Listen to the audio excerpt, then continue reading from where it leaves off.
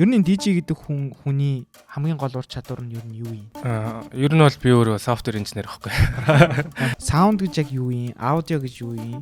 Аналог гэдэг нь яг бас юу юм? Саунд гэдэг нь болохоор одоо яг ингээд бодит байгаль дээр байгаа бидний дууны төлөв. Тэнгууд хэрвээ хоёулаа нэг микрофоноор бичиж чонгууд энэ аудио болчих байсан.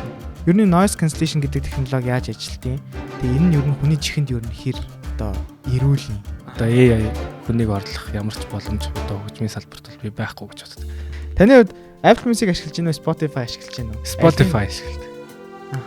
Яагаад? Клабуудын тэр одоо спикерүүдийг хөглөн гэдэг нь яаж яана гэсэн үг? Одоо бол бүгд флашнаас дуугаа тавьж байгаа. Эсвэл пензар тоглож байгаа. Тэнгууд яг плеер буюу дуу тоглуулагч нар тэгээ голд нь нэг холигч буюу миксер.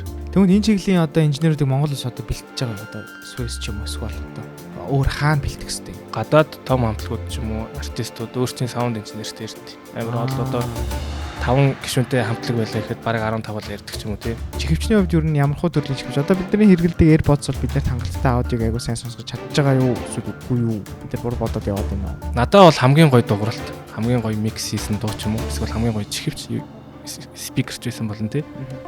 Одоо миний бүтэн биеэр мэдрэгддэг. Гэхдээ ямар нэг байдлаар аль нэг тал руу хатгадаггүй.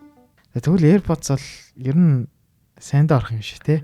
Подкастын ивентгэгч Бономда баярлалаа. Дотоодын болон олон улсын бүхий л төлбөр тооцооны шийдлийг Bonom POS болон Bonom Payment Gateway ашиглан хүлээн авах боломжтой шүү.